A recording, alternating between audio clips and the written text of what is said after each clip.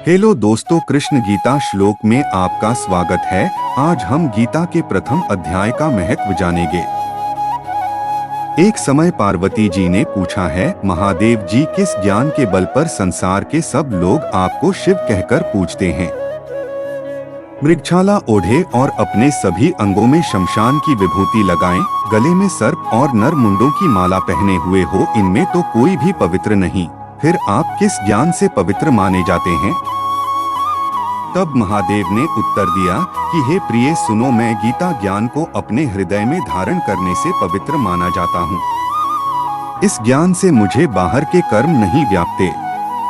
तब पार्वती जी ने कहा कि हे भगवान, जिस गीता ज्ञान की आप ऐसी स्तुति करते हैं, उसके श्रवण करने से कोई कृतार्थ भी हुआ है? महादेव ने उत्तर देते हुए कहा कि इस ज्ञान को सुनकर बहुत से जीव कृतार्थ हुए हैं और आगे भी होंगे। मैं तुम्हें एक पुरातन कथा कहता हूँ, तुम सुनो। एक समय पाताल लोक में शेषनाग की शैया पर श्री नारायण जी नैन मूंदकर आनंद में मग्न थे।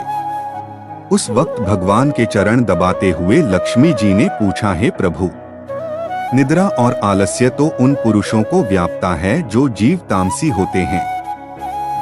फिर आप तो तीनों गुणों से अतीत हो, आप तो वासुदेव हो, आप जो नेत्र मूंद रहे हो, इससे मुझके बड़ा आश्चर्य है। नारायण जी ने उत्तर देते हुए कहा, हे लक्ष्मी, मुझको निद्रा आलस्य नहीं व्यापता। एक शब्द रूप जो भगवत गीता है, उसमें जो ज्ञान है उसके आकार रूप है। यह गीता शब्द रूप अवतार है।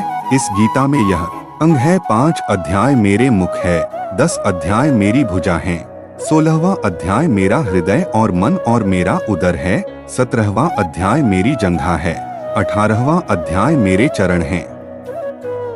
गीता श्लोक ही मेरी नाड़ियां हैं और जो गीता के अक्षर है वो मेरा रोम है। ऐसा मेरा शब्द रूपी जो गीता ज्ञान है, उसी के अर्थ मैं हृदय में विचार करता हूँ और बहुत आनंद प्राप्त होते हूँ। लक्ष्मी जी बोली, हे श्री नारायण जी, जब श्री गीता जी का इतना ज्ञान है तो उसको सुनकर कोई जीव कृतार्थ भी हुआ है, सो मुझसे कहो। तब श्री नारायण ने कहा, हे लक्ष्मी, गीता ज्ञान को सुनकर बहुत से जीव कृतार्थ हुए हैं, सो तुम श्रवण करो। एक व्यक्ति था जो चांडालों के कर्म करता था और तेल नमक का व्यापार करता था। उसने एक बकरी पाली। एक दिन वह बकरी चराने के लिए वन में गया और वृक्ष से पत्ते तोड़ने लगा।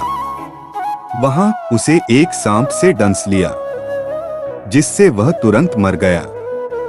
मरने के बाद उसने बहुत से नरक भोगे और फिर उसका जन्म बैल के रूप में हुआ। उस बैल को एक भिक्षुक ने मोल लिया। वह भिक्षुक उस पर चढ़कर सारे दिन मांगता फिरे। जो कुछ भिक्षा मांगकर लाता वह उसे अपने परिवार के साथ मिलकर खाता और वो बैल सारी रात द्वार पर खड़ा रहता। उसके खाने पीने का भी कोई ख्याल नहीं करता था और सुबह होते ही बैल पर चढ़कर फिर मांगने निकल जाता। जब बहुत दिन हो गए तो वह बैल भूख से गिर गया, लेकिन उसके प्राण नहीं निकले। नगर के लोगों ने देखा और उस बैल को कोई तीर्थ का फल दे तो कोई व्रत का फल दे, तब भी उस बैल के प्राण नहीं छूटे। एक दिन गणिका आई। उसने लोगों से पूछा, यह कैसी भीड़ है? तो उन्होंने कहा कि इसके प्राण नहीं निकलते, अनेक पुण्यों का फल दे रहे हैं तो भी इसकी मुक्ति नहीं होती। तब गणिका ने कहा कि मैंने जो कर्म किया है उसका फल मैंने इस बैल को दिया है। इतना कहते ही बैल की मुक्ति हो गई। तब बैल ने एक ब्राह्मण के घर जन्म लिया। पिता ने उसका नाम सुशर्मा रखा। उसके पिता ने उसे पढ़ाया लिखाया। उसको अपने पिछले जन्म की सुध थी। उसने एक दिन मन में विचार किया, जिस गणिका ने मुझे बैल की योनि से छुड़ाया था उसका दर्शन करूं। विप्र चलते चलते गणिका के घर गया और कहा, आप मुझे पहचानती हैं? गणिका ने कहा, मैं नहीं जानती, तुम कौन हो? तब उसने कहा कि मैं वही बैल हूँ जिसको आपने अपने पुण्य दिए थे। तब मैं बैल की योनि से छूटा था। अब मैं विप्र के घर जन्म हूँ। आप अपना पुण्य बताएं। गणिका ने कहा कि मैंने अपने जाने पुण्य नहीं किया, परंतु मेरे घर एक तोता है। वह रोज सवेरे कुछ पढ़ता है। मैं उसका वाक्य सुनती हूँ, उस पुण्य का फल मैंने तुम्हें दे दिया। तब विप्र ने तोते से पूछा कि तू सवेरे क्या पढ़ता है? तोते ने कहा, मैं पिछले जन्म में विप्र का पुत्र था।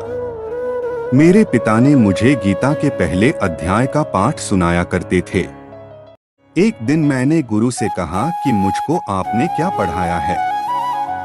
तब गुरुजी ने मुझे शाप दिया कि तू तोता बन जा। इसके बाद से मैं तोता बन गया।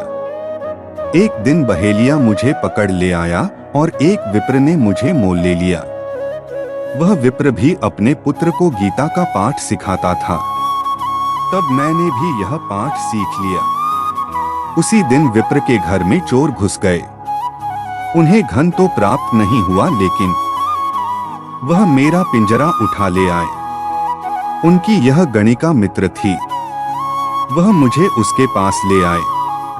सो मैं नित्य प्रातः गीता जी के पहले अध्याय का पाठ करत हूँ, जिसे यह गणिका सुनती है। पर इस गणिका को समझ में नहीं आती।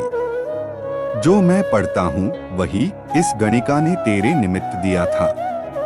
वह श्री गीता जी के पहले अध्याय का फल था। तब विप्र ने कहा कि हे तोते, तू भी विप्र है, मेरे आशीर्वाद से तेरा कल्याण हो, सोहे लक्ष्मी। विप्र के इतना कहते ही वह तोता भी मुक्ति को प्राप्त हो गया। तब गणिका ने बुरे कर्म छोड़ भले कर्म ग्रहण किए और नित्य स्नान करके श्री गीता जी के प्रथम अध्याय का पाठ करना शुरू कर दिया, जिससे उसकी भी मुक्ति हो गई।